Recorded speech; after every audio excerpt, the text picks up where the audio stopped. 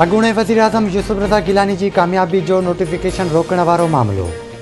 यूसुफ रज़ा गिलानी जी नाअहली वारी दरख़्वास्त ते फ़ैसिलो महफ़ूज़। PTI अॻवाननि चयो आहे त तहरीक इंसाफ़ जो मक़सदु जमहूरियत जो तहफ़ुज़ आहे। राति जी ऊंदाहीअ में असांजा वोट चोरी कया विया। सभिनी ॾिठो त सेनेट चूंडुनि में कहिड़ी तरह सां पैसो हलायो वियो।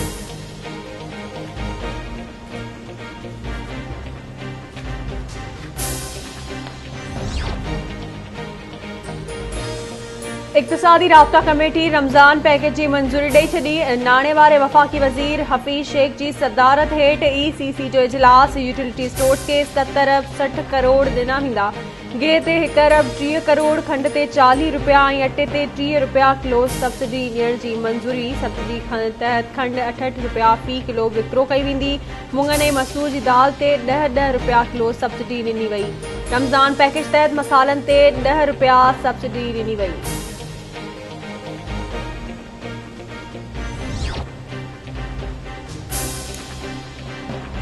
मुल्क में समूरा पार्क शाम 6 वॻे बंदि करण जो फ़ैसिलो।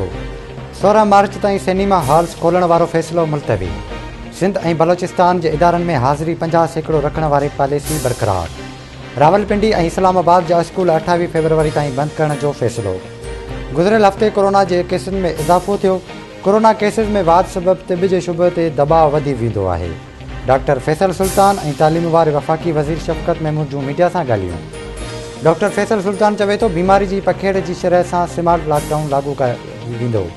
हुकूमत मास्क जे इस्तेमाल ते लगातार ज़ोर ॾेई रही आहे।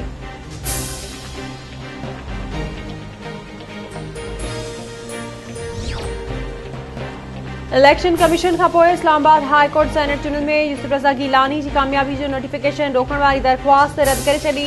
इस्लामाबाद हाई कोर्ट में यूसुफ रज़ा गिलानी जी सेनेट में कामयाबी ख़िलाफ़ PTI जी दरख़्वास्त ते ॿुधणी। चीफ जस्टिस सदर मिनुल्ला PTI MNA सां मुख़ातिब थींदे चयो आहे त तव्हां वोटनि जे विकिरे जो इल्ज़ाम मढ़े रहिया आहियो।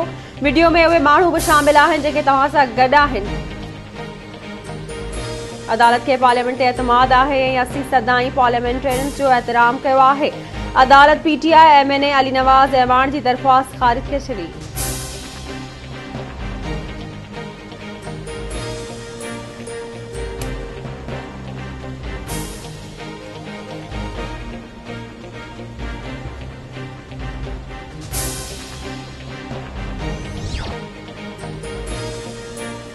अॻूणे वज़ीर-ए-आज़म शाहिद ख़ाक़ान अब्बासी चयो आहे त इमरान ख़ान जी ऑफिस में 70 करोड़ रुपया ॾिना विया। एहतसाब इदारे जो केरु बि एहतसाब न पियो करे। हिक शख़्स जो ट्रायल हली रहियो आहे, उनखे गिरफ़्तार करे जेल में विधो वियो। इहा इंतकामी कार्रवाई न आहे त ॿियो छा आहे। नून लीग अॻवान एहसन इक़बाल चवे थो बेबुनियाद ऐं कूड़नि केसस खे मुंहुं ॾेई रहिया आहियूं। नैब जा कूड़ा केस अदालतुनि जो वक़्तु ज़ाया कनि पिया। मौजूदा हुकूमत खे मनसूबा मुकमल करणु नथा अचनि। मनसूबा ॾिसी अवाम नून लीग खे यादि कंदो आहे। मुल्की मईशत तबाह थी वई आहे। हुकूमत अवाम खे गुरबत तरफ़ धिकियो आहे।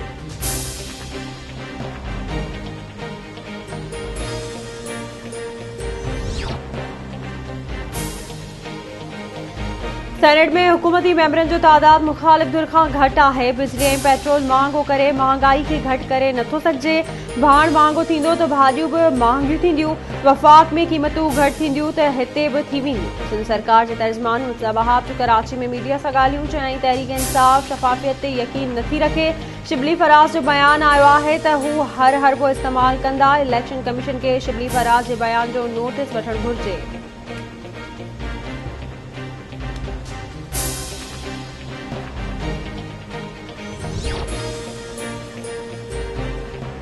मुल्क में कोरोना वायरस जा हाञा जारी। कोरोना वायरस वधी 43 ॼणनि खां हयातियूं खसे वरितियूं।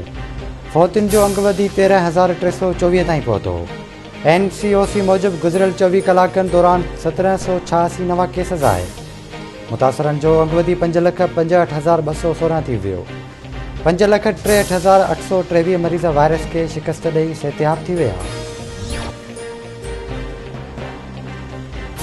ऐं डहर की वेझो पुराणे तकरार तां हथियारबंद जी फायरिंग में हिकु ॼणो मारिजी वियो। मार्जिबैल जी सादिकाबाद वासी सुभान शहर तौरु सुञाणप कई वई। हथियारबंद ॿिनि ॼणनि खे मुबैना तौरु अगवा करे विया। इस्लामाबाद पुलिस पहुची लाश खणाए अस्पताल मुंतक़िल कयो। पनो आखिल वेझो कचेवार इलाइक़े में कारे तकरार तां चाचड़ बिरादरी जी ॿिनि धुरियुनि में छेड़ो। फायरिंग गोलियूं लॻण सबबि अमीर बख़्श चाचड़ मारिजी वियो। कंबर वेझो बि ॻोठ गुलाम अब्बास मुगैरी में हथियारबंदनि जी फायरिंग नौजवान अरबाब अली मुगैरी मारिजी वियो।